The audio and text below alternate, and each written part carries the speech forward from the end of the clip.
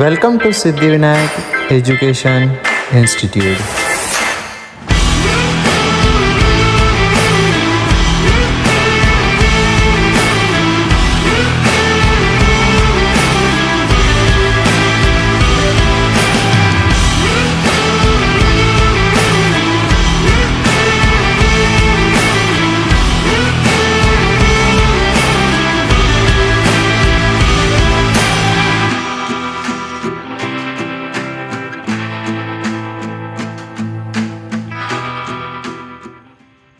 Welcome back to the channel of Siddhivinayak Institute.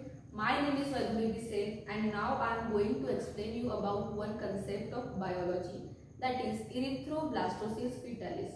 Erythroblastosis fetalis एक ऐसा topic है जो नीट में अक्सर आता है, इस पे क्वेश्चंस आते हैं. So I hope you will try to understand about it. Okay. So पहले तो erythroblastosis fetalis इसको अच्छे से पढ़ो. Erythroblastosis fetalis. अब इसके नाम में दो वर्ड छुपे, इरिथ्रो और एक फीटालिस. इरिथ्रो जो वर्ड है वो रिलेटेड करता है इरिथ्रोसाइट से, और इरिथ्रोसाइट्स को हम आरबीसी बोलते हैं. ठीक है, आरबीसी को और इरिथ्रोसाइट से को रिलेटेड है. सो हम इसको इस नाम को पढ़ने के बाद हमारे दिमाग में पहली बात तो ये आनी चाहिए कि आरबीसी रिलेटेड है ये. ओके, आफ्टर दैट फीटालिस को पढ़ने के बाद फीटस वर्ड दिमाग में आता है. सो ये ध्यान में रखो कि इरिथ्रोब्लास्टोसिस फीटालिस, ये अगर नाम सुना तो ध्यान रखना कि ये आरबीसी और फीटस से रिलेटेड टॉपिक है. ऐसे अगर याद रखोगे तो तुमको ये टॉपिक ज्यादा लॉन्ग टर्म के लिए याद रहेगा. अब उसमें एक्चुअल होता क्या है और ये क्या होता है. Erythroblastosis fetalis is the special case which we will study in RH incompatibility. RH incompatibility एक ऐसा टर्म है जो हम RH ग्रुपिंग में पढ़ते हैं. In chapter 11 body fluids and circulation, वहाँ पे RH ग्रुपिंग करके टॉपिक आता है. उस टॉपिक में RH इनकम्पैटिबिलिटी ये टर्म आती है. ठीक है, उसका ये स्पेशल केस है इरिथ्रोब्लास्टोसिस फीटालिस. अब ये पढ़ने से पहले RH इनकम्पैटिबिलिटी क्या होती है वो जानना जरूरी है, तब जाके आपको ये टॉपिक समझ में आएगा. RH इनकम्पैटिबिलिटी में RH एंटीजन के बारे में बात की है. अब RH एंटीजन क्या होता है. ये RH एंटीजन एक एंटीजन है जो ह्यूमन की आरबीसी होती है उसके सरफेस पे प्रेजेंट होती है या फिर नहीं होती है. सो इफ ये RH एंटीजन आरबीसी के सरफेस पे प्रेजेंट है, इट मींस कि वो RH पॉजिटिव है. और इफ प्रेजेंट नहीं है तो वो होगी RH नेगेटिव. तो ये दो टर्म्स का यूज करके हम इस केस के बारे में पढ़ेंगे कि ये होता क्या है. अभी इस केस को समझने के लिए हमें एक कपल लेना पड़ेगा, एक फादर एक मदर, जिसमें फादर RH पॉजिटिव होने चाहिए और मदर RH नेगेटिव होनी चाहिए. अब इन दोनों का सेक्सुअल इंटरकोर्स होगा और ये मदर हो जाएगी pregnant. After the sexual intercourse pregnant woman हो जाएगी. ठीक है, अब उसकी फर्स्ट प्रेगनेंसी रहेगी उस टाइम पे, वो तो खुद RH नेगेटिव है और जो फीटस उसके वूम में है वो होगा RH पॉजिटिव. कैसे होगा, वो RH नेगेटिव भी हो सकता है, पॉजिटिव भी हो सकता है. फादर पॉजिटिव है तो पॉसिबिलिटीज है कि वूम में RH पॉजिटिव हो जाएगा. अभी RH नेगेटिव RH पॉजिटिव, इसके ब्लड में RH नेगेटिव है, फीटस के ब्लड में RH पॉजिटिव है, तो चांसेस है कि दोनों के ब्लड मिक्स हो जाएंगे. बट ये नहीं होते हैं. इंडिविजुअली दोनों अच्छे तरीके से सरवाइव करते हैं because of the placental barrier. क्योंकि प्लेसेंटल बैरियर वो चीज है जो इन दोनों के ब्लड को सेपरेट रखती है. ना RH पॉजिटिव RH नेगेटिव मर्ज नहीं होंगे.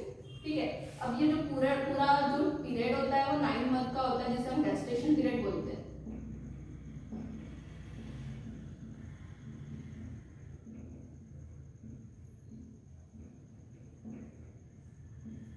अब 9 मंथ हो चुके हैं प्रेगनेंसी के. अब टाइम है डिलीवरी का और इस पीरियड को हम बोलते हैं पार्चुरेशन पीरियड.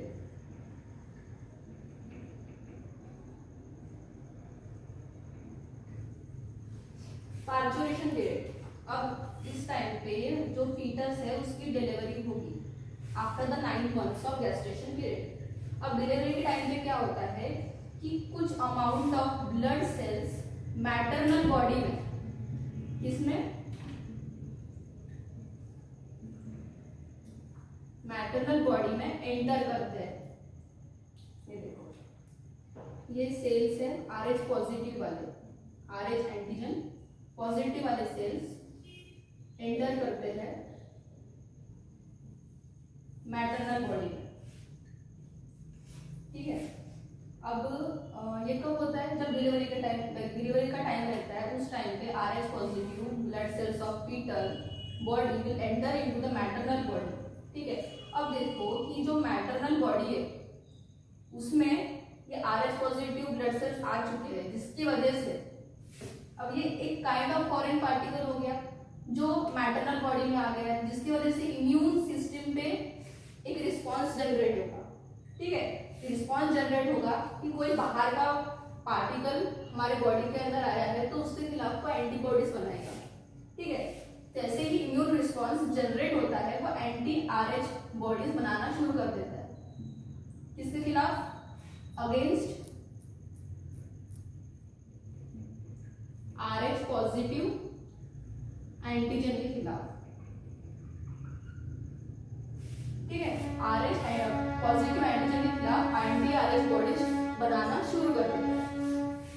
अब ये एंटी RH एंटीबॉडीज ये सालों साल तक के मैटरनल बॉडी में प्रेजेंट रहेगी, क्योंकि जब कोई एंटीबॉडीज कोई बॉडी खुद से बनाती है किसी के अगेंस्ट, तो वो सालों साल तक के लॉन्ग पीरियड तक के बॉडी में प्रेजेंट होती है। अब क्या हुआ कि फर्स्ट डिलीवरी तो सक्सेस हो गई, मतलब जो फीटस था, जो बेबी के फॉर्म में बाहर निकला, वो सक्सेसफुली अच्छे से सरवाइव किया और मदर भी अच्छी है। बट कॉज ये इरिथ्रोब्लास्टोसिस फीटलिस का इफेक्ट हमें सेकेंड प्रेगनेंसी में दिखाई देगा। कैसे, अब फर्स्ट प्रेगनेंसी हो गई, जब वो सेम मदर वर्ड याद रखना, सेम मदर, जब सेकेंड प्रेगनेंसी होगी उसकी, उस टाइम पे देखो फिर से फीटस फॉर्म होगा जो कि फिर से RH पॉजिटिव होगा, और मदर जो है वो तो पहले से RH नेगेटिव है, और इस बार उसके बॉडी में एंटी RH एंटीबॉडीज पहले से प्रेजेंट है जो उसने फर्स्ट प्रेगनेंसी में बनाई थी, ठीक है, इसके खिलाफ against the RH positive antigen. अब क्या होगा कि जो प्लेसेंटल बैरियर है ना, वो उसके थ्रू ये एंटीबॉडीज फीटस में जाएगा, और एक बार अगर ये एंटीबॉडीज फीटस में चली गई, एक बार ये एंटीबॉडीज फीटस में चले जाने के बाद में वो जो RBCs है, इसके फीटस के जो RBCs है जो कि RH पॉजिटिव है, उसको डिस्ट्रॉय करना शुरू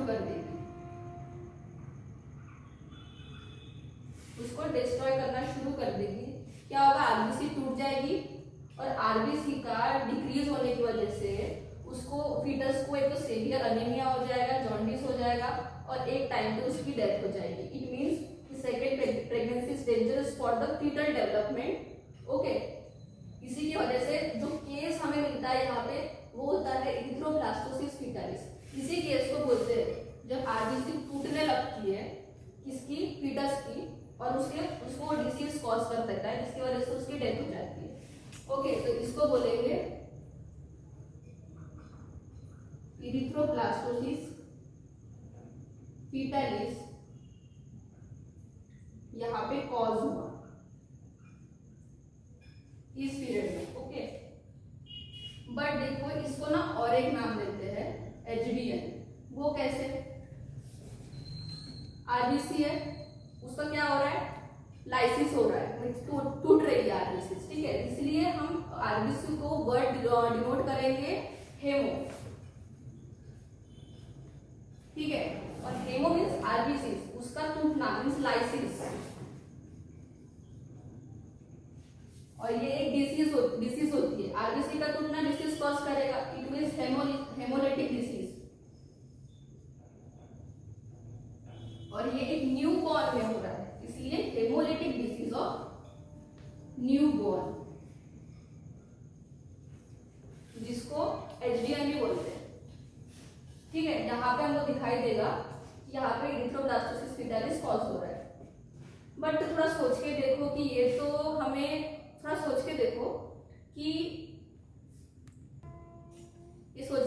ये तो बहुत नॉर्मल सा केस है, ये तो हर जगह दिखाई देना चाहिए, है ना, रोज, बट हमको रोज रोज इससे किस्से सुनाई नहीं आते, ठीक है। अगर ये इसको ऐसा अच्छे से सोच के देखो कि ये तो यहाँ पे सेकंड प्रेगनेंसी में हमेशा सेकंड प्रेगनेंसी में कॉम्प्लिकेशंस आने चाहिए, बट ऐसे देखो कि सबके बेबी सेकंड बेबीज भी रहते हैं, ऐसे तो उनमें भी कॉम्प्लिकेशंस आने चाहिए, बट ऐसे नहीं होता, उसको ठीक किया जाता है फर्स्ट प्रेगनेंसी में। वो कैसे देखो, अब ये सिचुएशन नहीं होनी चाहिए, इसलिए उसका प्रिवेंशन हम फर्स्ट प्रेगनेंसी में करते हैं। वो कैसे,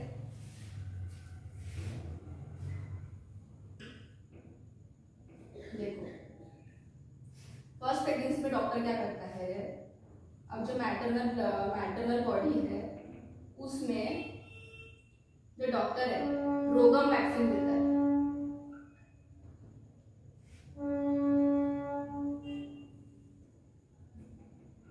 कब देता है, जब ये फीटल डिलीवरी के टाइम पे जो फीटल ब्लड सेल्स जो मैटरनल बॉडी में जा चुके थे, जिसके अगेंस्ट एंटी आरएच एंटीबॉडीज बन रही थी, ठीक है।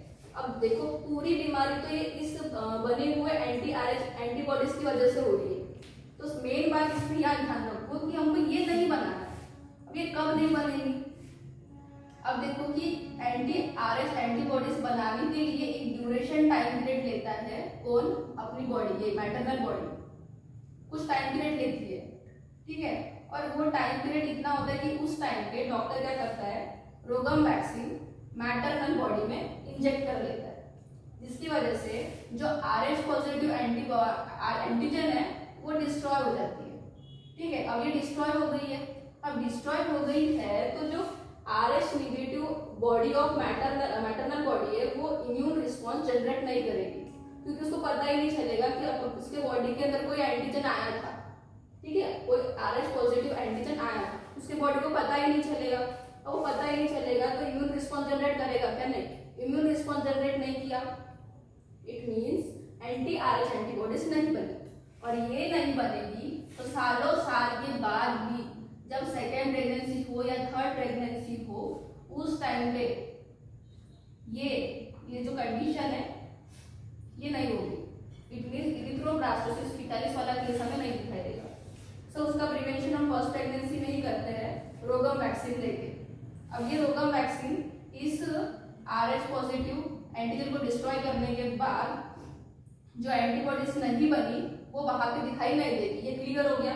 अब देखो कि इस वैक्सीन में ऐसा क्या था जिसकी वजह से वो डिस्ट्रॉय हो गई। अगर देखा जाए तो ये जो रोगम वैक्सीन है ना वो खुद कंसिस्ट करती है एंटी आरएच एंटीबॉडीज।